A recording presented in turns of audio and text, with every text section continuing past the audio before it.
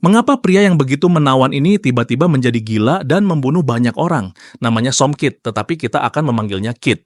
Ia tinggal di Thailand dan sepanjang hidupnya dikenal sebagai seseorang yang sangat karismatik. Kit memiliki kemampuan luar biasa dalam meyakinkan orang lain, tetapi di balik pesonanya, ia adalah seorang penipu ulung. Kit hidup dengan cara menipu, mencuri, dan memperdaya orang agar menyerahkan uang mereka. Begitulah ia mencari nafkah, menjalani hidup sebagai seorang penipu. Namun pada tahun 2005, ketika usianya menginjak 40 tahun, ia merasa bahwa menipu saja tidak cukup. Ia pun mengambil langkah yang lebih mengerikan, menjadi seorang pembunuh. Suatu hari ia menginap di sebuah hotel mewah. Malamnya ia pergi ke sebuah bar karaoke dan di sana ia melihat seorang wanita cantik sedang bernyanyi. Tertarik padanya, Kit mulai mengobrol dengannya.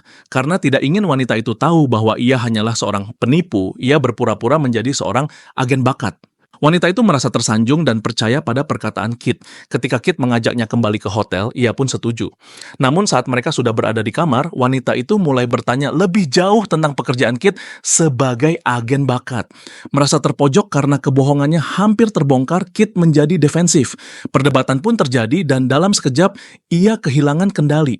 Dengan brutal, ia mencekik wanita itu, mengikatnya, lalu menenggelamkannya di bak mandi. Setelahnya, ia mencuri barang-barangnya dan pergi meninggalkan hotel. Keesokan paginya, polisi menemukan tubuh wanita itu. Mereka memiliki nama asli Kit karena ia menggunakan identitasnya untuk memesan kamar hotel. Namun, karena namanya tergolong umum di Thailand, polisi kesulitan melacaknya. Akibatnya, ia tetap bebas dan terus menjalani hidupnya tanpa kecurigaan. 5 bulan kemudian, Kit mengulangi aksinya. Kali ini, ia menginap di hotel lain dan mengunjungi sebuah panti pijat. Ia menyewa jasa seorang terapis pijat dan membawanya ke kamar hotelnya. Entah bagaimana, mereka bertengkar dan sekali lagi, Kit kehilangan kendali. Ia mencekik wanita itu hingga tewas, lalu mencuri barang-barangnya sebelum melarikan diri. Dari sana, pembunuhan terus berlanjut. Seminggu kemudian, ia mendekati wanita lain di tempat pijat yang berbeda. Dengan dalih memiliki tambang batu permata, ia menarik perhatian korbannya. Namun, begitu mereka berada di kamar hotel, ia kembali melakukan hal yang sama. Mencekik wanita itu hingga tewas, lalu mencuri barang-barangnya. Hingga saat itu, polisi belum melihat adanya pola karena lokasi pembunuhan berada di berbagai wilayah yang berjarak sekitar 100 mil satu sama lain. Namun beberapa hotel tempat Kit menginap memiliki kamera keamanan. Salah satu rekaman CCTV berhasil menangkap wajahnya saat check-in.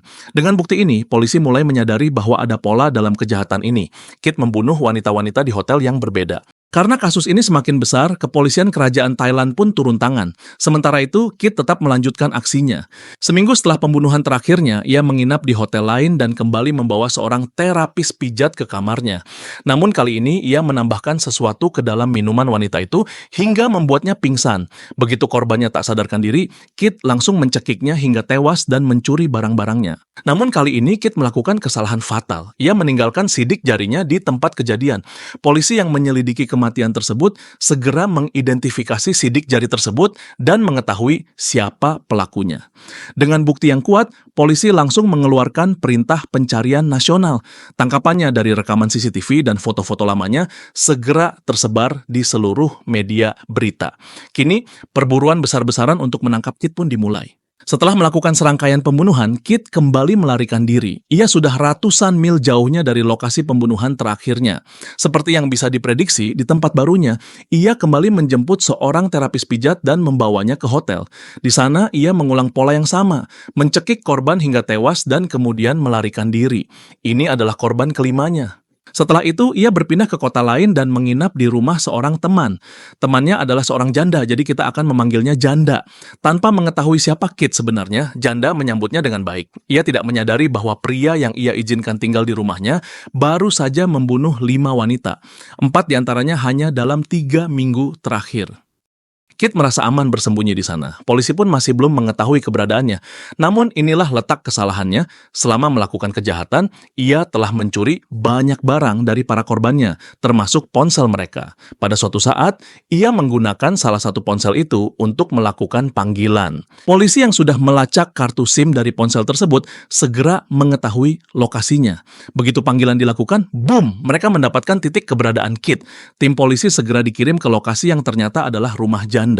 Sementara itu, Kit dan Janda sedang bersantai di rumah, menonton televisi. Tiba-tiba wajah Kit muncul di berita sebagai buronan berbahaya. Janda pun terkejut dan berkata, "Hei, pria di TV itu mirip denganmu." Kit berusaha menyangkal, "Tidak, itu bukan aku." Namun belum sempat ia mencari alasan lain, bum bum bum, polisi mengetuk pintu dengan keras. Mereka mendobrak masuk dan langsung menangkap Kit. Foto mugshotnya segera tersebar di seluruh berita. Namun kisahnya belum berakhir. Kit dibawa ke pengadilan, mengaku bersalah, dan dijatuhi hukuman penjara seumur hidup. Tetapi nasib masih berpihak padanya. Ia dianggap sebagai tahanan teladan, dan setelah 14 tahun ia diberikan gerasi kerajaan. Pada tahun 2019, ia dibebaskan karena berkelakuan baik.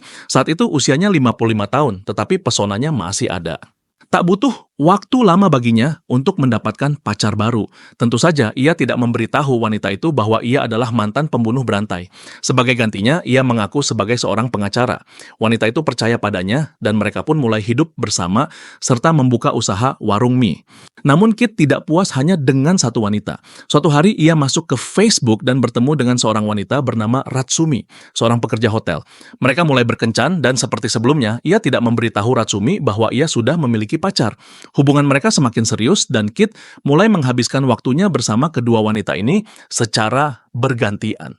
Di suatu ketika, Kit membujuk Ratsumi untuk meminjamkannya uang. Ia mengatakan bahwa ia membutuhkan dana untuk membayar uang muka mobil. Ratsumi yang sudah jatuh cinta padanya setuju. Setelah mendapatkan mobil tersebut dan menggunakannya selama beberapa waktu, Kit menyadari bahwa ia tidak mampu membayarnya. Alih-alih mencari solusi, ia memutuskan untuk mengakhiri hubungannya dengan Ratsumi. Namun perpisahan itu tidak berjalan mulus. Mereka bertengkar hebat dan pertengkaran itu semakin memanas.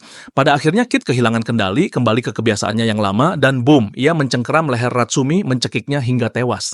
Setelah itu, ia mencuri sepeda motor korban dan melarikan diri. Tetapi kali ini pelariannya tidak berlangsung lama.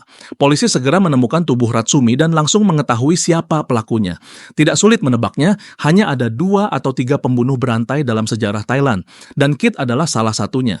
Dalam waktu singkat, wajahnya kembali terpampang di seluruh media sebagai buronan utama. 4 hari kemudian, Kit menaiki sebuah kereta. Sepasang anak muda yang sedang berada di dalam kereta mengenalinya. Mereka berbisik satu sama lain, "Hei, bukankah itu pembunuh berantai yang dicari polisi?" Tanpa ragu, mereka segera menghubungi pihak berwenang. Begitu kereta berhenti di stasiun berikutnya, polisi sudah menunggu. Mereka langsung menangkap Kit untuk kedua kalinya. Kali ini, ia tidak bisa lolos. Kit kembali mengaku bersalah, tetapi hukuman kali ini jauh lebih berat. Pengadilan menjatuhkan vonis hukuman mati kepadanya. Akhir yang liar bagi seorang penipu yang berubah menjadi pembunuh berantai.